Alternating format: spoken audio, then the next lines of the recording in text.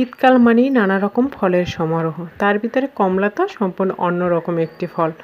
আর সেই কমলা দিয়েই যদি তৈরি হয় মজাদার স্বাদের কেক, তাহলে তো আর কথাই নেই। সুপ্রিয় দর্শক, আসসালামু আলাইকুম। আশা করি আলহামদুলিল্লাহ আল্লাহর রহমতে সবাই ভালো আছেন।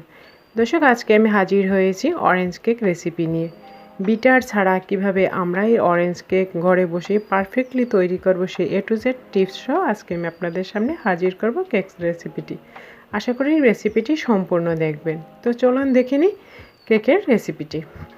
তো কেক তৈরির জন্য আমি একটি ব্লেন্ডার জাগের ভিতরে দিয়ে দিচ্ছি 2টি ডিম। ডিমটি দেওয়ার ক্ষেত্রে অবশ্যই যদি ফ্রিজে থাকে 1 ঘন্টা আগে নামিয়ে নেবেন। দিয়ে দিচ্ছি হাফ কাপ চিনি আর 1/3 কাপ রান্নার রেগুলার তেল। এখন আমি এগুলো দেব, আর এর সাথে দিয়ে দিচ্ছি মাঝারি সাইজের 2টি কমলার রস। এখন আমি এই সমস্ত উপকরণগুলোকে একটু ব্লেন্ড করে নেব। আমি 3 মিনিটের মতো ব্লেন্ড করেছি। আর 3 মিনিট ব্লেন্ড করার পর দেখুন এটা দেখতে ঠিক এরকম হয়েছে, এবং এর ঘনত্বটাও কীরকম হয়েছে আপনাদেরকে আমি ঢেলে দেখিয়ে দিচ্ছি। এই যে দেখুন, জাস্ট 3 মিনিট ব্লেন্ড করলেই হবে, থেমে থেমে ব্লেন্ড করতে হবে। আর কালারের জন্য আমি এখানে দিয়ে দিচ্ছি 1 চিমটে বা 1/4 চা চামচ অরেঞ্জ ফুড কালার। এটা সম্পূর্ণ অপশনাল। তো রঙটাকে আমি ভালো করে এর সাথে মিশিয়ে নিলাম। আর এখন এর সাথে অ্যাড করব কিছু শুকনো উপকরণ। তো এখানে আমি 1 কাপ ময়দা নিয়েছি, দিয়ে দিচ্ছি 1 টেবিল চামচ বেকিং পাউডার, দিয়ে দিচ্ছি হাফ চা চামচ বেকিং সোডা, আর দিয়ে দিচ্ছি সামান্য একটু লবণ। মিষ্টি খাবার একটু লবণ দিলে ভালো লাগে, চাইলে আপনারা নাও দিতে পারেন। এখন আমি এই সমস্ত শুকনো উপকরণগুলোকে চেলে নিলাম। এই যে দেখুন ভিতরে কিন্তু দলা দলা আছে, সেগুলোকেও একটু স্প্যাচুলার সাহায্যে ডলে নিলাম। তো আমার শুকনো উপকরণগুলো চালা হয়ে গেছে। এখন আমি যে অরেঞ্জ ডোটা তৈরি করেছিলাম তার সাথে সুন্দর করে ঘুরিয়ে ঘুরিয়ে মাখিয়ে নেব। তো অতিরিক্ত এটা কিন্তু হুইস দিয়ে ফেটা যাবে না, তাহলে কিন্তু এর যে ময়শ্চারাইজারটা সেটা কিন্তু কেটে যাবে। তো দেখুন আমার ডোটা কিন্তু ফাইনালি তৈরি হয়ে গেছে। আর এখন আমি যে পাত্রে আমি কেক তৈরি করব সেই পাত্রটা নিয়েছি, আর এখানে একটু তেল ব্রাশ করে নিয়েছি, আর দিয়ে দিচ্ছি একদম ঘরে থাকা সাদা কাগজ কেটে। আর পাশের কালারটাও যেন পারফেক্ট থাকে, সেজন্য পাশেও একটু কাগজ কেটে দিয়ে দিলাম।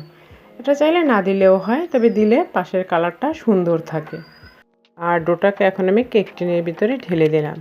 আর ঢেলে দেওয়ার পরে এভাবে একটি কাঠি দিয়ে একটু চারদিক ঘুরিয়ে দিলে ভেতরে যে এয়ার বাবলগুলো থাকে সেগুলো থাকে না। আর এখন আবার একটু ড্যাপ করে নিচ্ছে যাতে টোটালি কোনো এয়ার বাবলস না থাকে।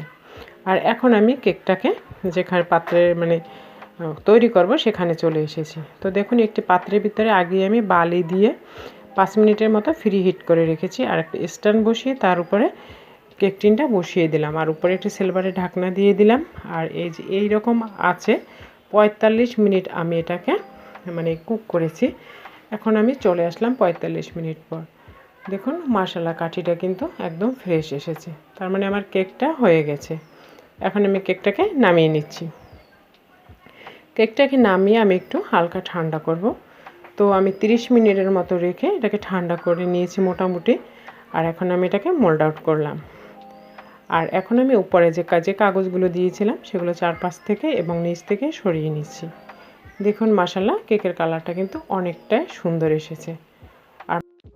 আর মাশাআল্লাহ অনেকটাই ফুলেছে, দেখে বোঝাই যাচ্ছে না যে এটা ঘরে তৈরি নাকি বাহির থেকে কেনা, এতটা স্পঞ্জি হয়েছে। আর এটা কিন্তু বিটার ছাড়াই আমরা তৈরি করলাম।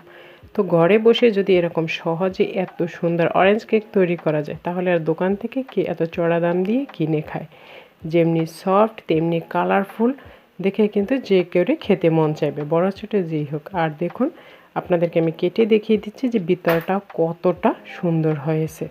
ভিতরে কোনো ফাঁকা ফাঁকা নেই, একদম দোকানের কেকের মতো।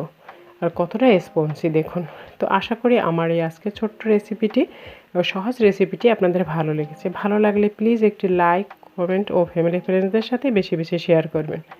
আর এরকম সহজ ও মজার মজার রেসিপি পেতে চাইলে প্লিজ চ্যানেলটিকে সাবস্ক্রাইব করবেন। আজ এ পর্যন্তই, দেখা হবে নতুন এপিসোডে নতুন সময়। আল্লাহ হাফেজ।